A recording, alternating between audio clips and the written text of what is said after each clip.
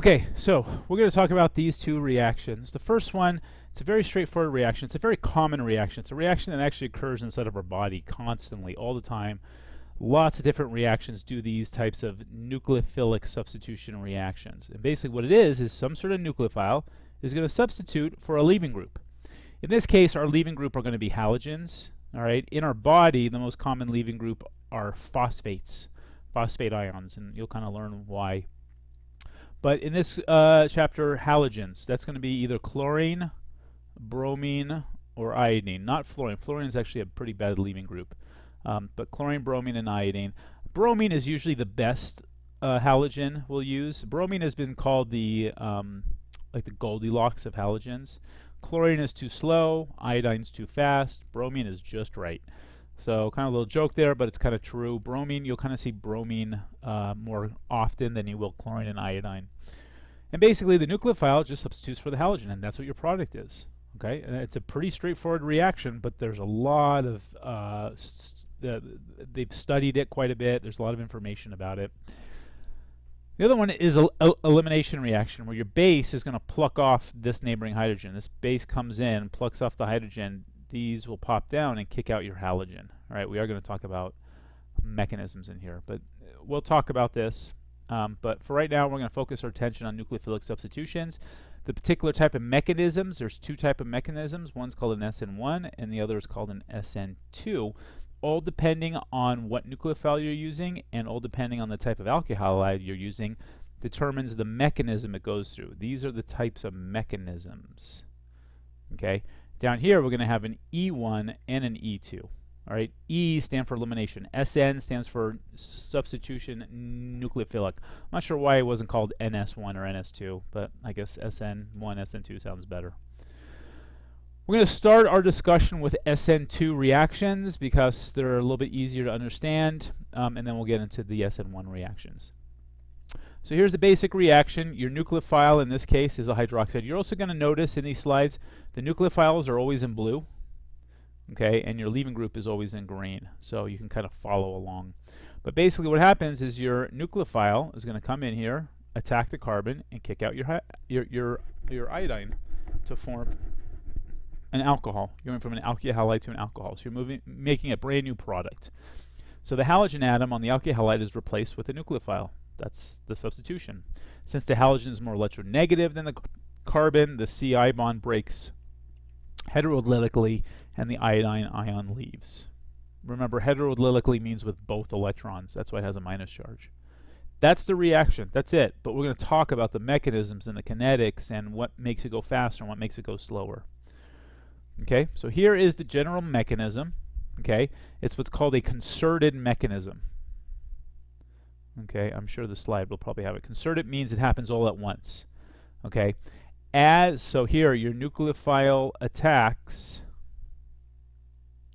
as leaving group leaves. Okay, LG's leaving group.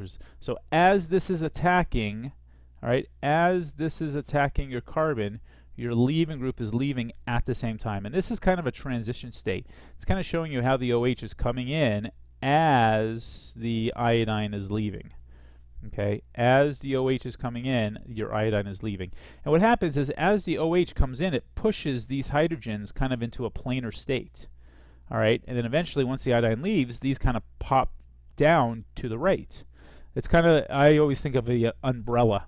Okay, if you think of an umbrella on a windy day, what happens as the wind picks up, the umbrella pops inside out. So that's kind of what's happening to your hydrogens. Imagine your hydrogens like the umbrella, and they kind of pop as soon as your nucleophile comes in and attacks on the other side.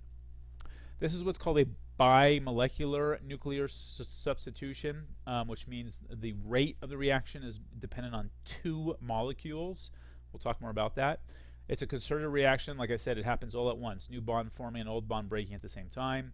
Reaction is second order. That's why it's 2. That's why it says SN2. The 2 stands for second order.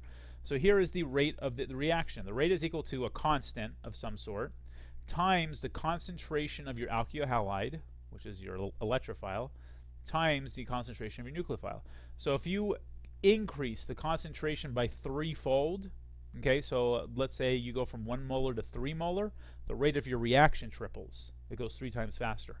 If you increase your nucleophile by 5 times the concentration, then your rate is 5 times. If you increase this by 3 and this by 4, then your rate is going to increase by 12 times. All right, that's what basically they have found, which means that's what the rate of the reaction is. It's dependent on both concentrations. That's what the 2 means. SN1 means the rate only depends on one of the our starting materials. So we'll talk about that when we get to it. Here's kind of an energy diagram just to kind of show you. You have your starting material, the energy of your starting materials, right? You have some sort of activation energy. We'll talk about what affects that. You have your transition state, and eventually you have your final product. All right. So one-step reaction, transition state is the highest in energy. We know all this. This is kind of a slide just to kind of show you the types of compounds that you can make. You can add, I mean, look at how many different nucleophiles you can add. You can make so many different types of compounds from the SN2 reaction. Remember, we're starting with all alkyl halides. So imagine all these X's as like bromines, let's say. But look, you can make an alkyl halide, you can make an alcohol, an ether, a thiol ether, a thiol ether, an amine salt, an azide, an alkyne, a nitrile, an ester, a phosphonium salt. We'll talk about these next semester. There's so many different compounds you can make by just this one reaction. So what we're going to do is start talking about the different types of things that you can affect the rate of the reaction. Okay, so remember, the reaction is I have some sort of an electrophile, which has the halogen, plus my nucleophile. Okay, so we're going to talk all about this. Okay, what kind of nucleophile is good? So the nucleophile strength. We're going to talk about the strength of it as well as the size of it. Okay, strong nucleophiles react faster. I'm going to add here in SN2 reactions. So in order to have an SN2 reaction, you must have a strong nucleophile. Okay, so what is a strong nucleophile? A strong nucleophile is pretty much anything that has a negative charge.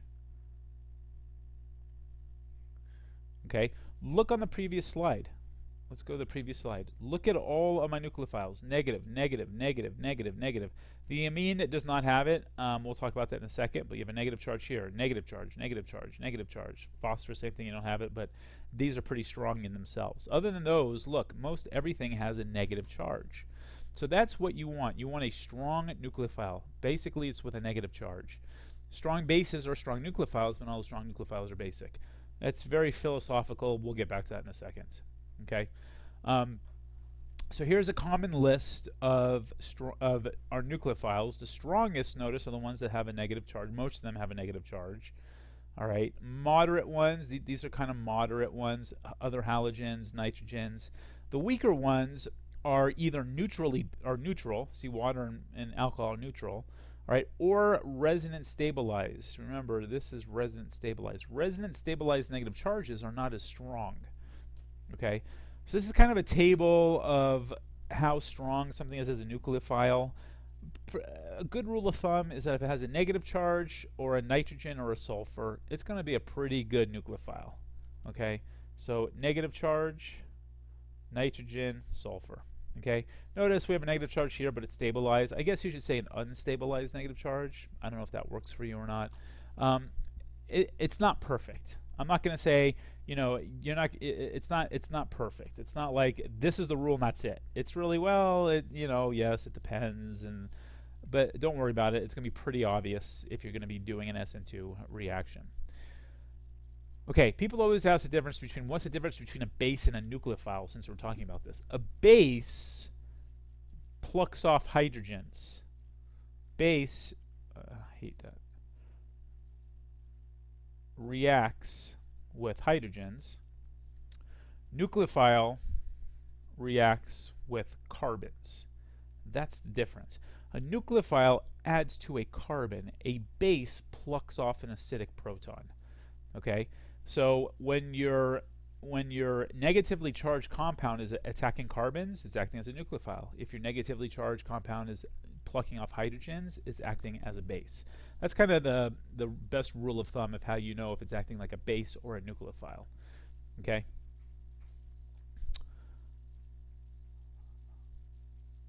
All right, the last thing is steric hindrance. Bulkiness hinders the nucleophile more than it hinders basicity. basically it's saying if you have a bulky nucleophile, let's say I have like CH3O minus versus terbutoxide. This is going to act more like a nucleophile. This is going to act more like a base. Right? Remember, in this SN2 reaction, this oxygen, remember, has to squeeze through these hydrogens and attack that carbon right there and kick out the bromine. That's what the mechanism was. So you're going to want something small here. We will talk about this. You'll also want small groups here as well. Okay, so this is going to act more as a nucleophile. This is gigantic. This is huge. This oxygen is not going to be able to squeeze through these hydrogens. So this is going to act more like a base than it's going to act as a nucleophile. So steric hindrance hinders nucleophilicity more than it hinders basicity. So this will act as a base, not as a nucleophile. This will act more like a nucleophile than it will a base. So that's what that's saying, and it's very important to know that. All right, trends in nucleophilicity. Negatively charged nucleophiles are much stronger than the neutral counterpart. So, you know, hydroxide with its negative charge is more reactive than water. S minus is more reactive than the H2S. N minus is more reactive than ammonia. Okay. The other thing is nucleophilicity decreases from left to right. Something happened with this slide. There we go. I can do that instead. Nucleophilicity decreases from left to right. So nitrogen is much more nucleophilic than oxygen, which is much more nucleophilic than fluorine. Left to right meaning on the periodic table. Okay, so there should be carbon in here. You can kind of put carbon. Let's put greater than carbon with its lone pair and negative charge. So, you know, on the periodic table, you have carbon, then you have nitrogen, and then you have oxygen, then you have fluorine. So this is most reactive. This is the least reactive. Okay. So again, and even though if you have neutral compounds, nitrogen is more reactive than this. Even if you go down the periodic table, same thing.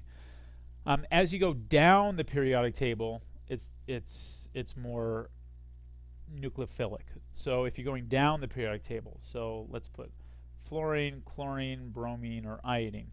Okay, nucleophilicity increases as you go down. So iodine is much more nucleophilic.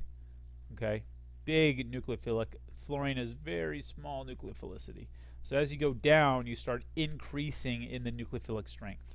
Okay, and this is based on the polarizability of a compound. The polarizability is the ability for a compound to actually change the shape of its electron cloud. Okay, fluorine, imagine like a really hard ball, all right, and it's trying to bond in between these hydrogens. It has to, this whole sphere has to get pretty close into here in order to bond. It's not going to bond as much. Okay, but you get this gigantic fluffy cloud. This can actually all distort its shape a lot better. You can kind of see this, and that's what polarizability is. It distorts its shape more so that it can bond with the carbon. Okay, so bigger atoms have soft shell that can start to overlap with the carbon atom from a further distance. All right, leaving group ability. You want a group, the best leaving groups are ones that are very electron withdrawing and stabilize the negative charge. So halogens, things that come from strong acids, basically. So stable, not a strong base, once they have left. Okay, polarizable to stabilize the transition states. All right, and remember, coming from strong acids. What are strong acids? Well, all of the halide acids are strong. Sulfuric acids are strong. Phosphoric acid is somewhat of a strong acid. It's mostly considered a weak acid, but it's kind of on the border of a strong and a weak acid. So notice phosphates. What it's the leaving group inside of our bodies, phosphates. Also sulfates are some leaving groups inside our bodies, but mostly phosphates. ATP is one of its roles is to phosphate stuff so that our bodies can do SN2 type reactions. Okay, so most leaving groups, also neutral molecules. We'll talk more about this in later chapters, but water and alcohols are great leaving groups. Same for amines. Okay, but for this chapter, mostly the halogens. That's where we are going to be focusing our attention, mostly on these halogens. But anything that forms a strong acid is going to be a good leaving group. Do not write SN2 reactions that show hydroxide ions, halcyon, or other strong serving as a leaving group. Okay, we already talked about that. Now let's talk about the substrate. Now let's talk about the alkyl halide. What alkyl halides make for very good SN2 reactions? Well, the smaller the better. Smaller the better. Because remember, your nucleophile has to squeeze in between these groups here. Hydrogen, you can't get any smaller than a hydrogen. All right, so methyl halides are the best. Primary would be next, then secondary. Tertiaries don't even go SN2s. I mean, it's there just for completeness, but it even says here, tertiary alkyls do not even react SN2 mechanisms due to steric hindrance. They're too sterically hindered. Okay, so here's kind of a kind of to show you how reactive. So a methyl bromide is 1,000 times reactive than any other compounds. Okay, primaries are pretty fast. Secondaries are is kind of our benchmark. Tertiaries don't even go. That's a tertiary. Okay, obviously the bigger it gets, the slower it gets, but it still kind of goes. So it even says 2 or 3 alkyl groups or even a single bulky alkyl group slow the reaction rate. The rates listed are compared to the secondary case, isopropyl bromide assigned with the relative rate of 1. All right, so you want a very sterically unhindered compound to do SN2 reaction. So a primary alkyl halide and a strong base. Okay, so here's again the steric effects. Nucleophilic approaches from the backside. It must overlap with the SX. So again, it's showing you here. I love this picture.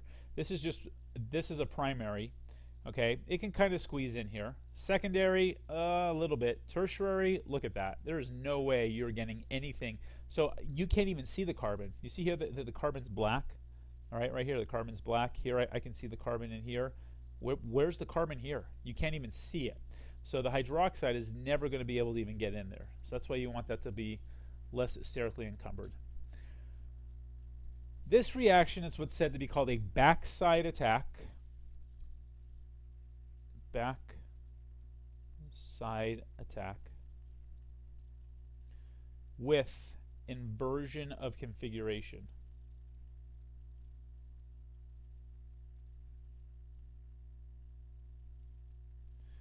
Okay, what does this mean?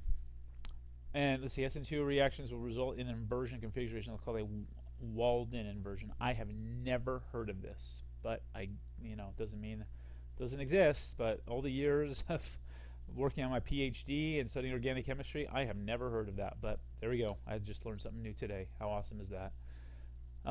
So anyways, the hydroxide is coming in from the back side of the bromine. Okay, so this OH is coming from the opposite side, so that's why it's called a backside attack, because it's coming from the opposite side. You have to remember, this bromine is like about this big in comparison to the carbons and everything else. There's no way a hydroxide is going to be squeezing in on this side. It can't get in there. It's got to come from the back side. As it's coming from the back side, it kicks out the bromine. Here's the transition state.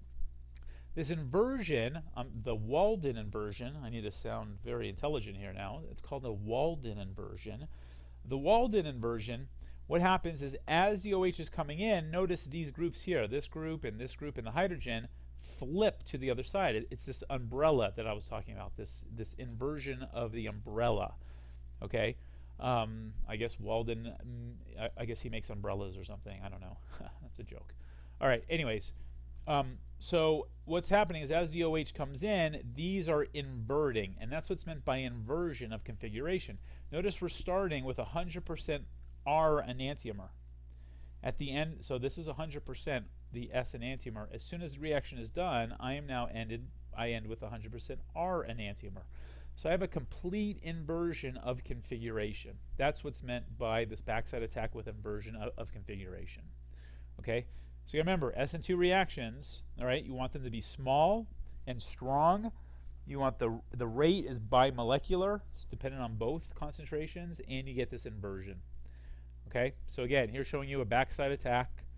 All right, happens the opposite. And they even, look at that. They're even showing you this little umbrella thing. Look at that. Look how cool that is. All right, they're kind of even showing you an umbrella. All right, RNS, don't worry about that. Okay. So, SN2, to summarize, strong nucleophile, strong and small nucleophile.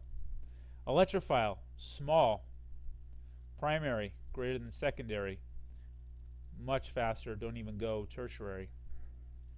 All right, you get complete inversion. You retain your stereochemistry. And the rate is dependent on both your nucleophile and your electrophile. Okay? That's all for the SN2.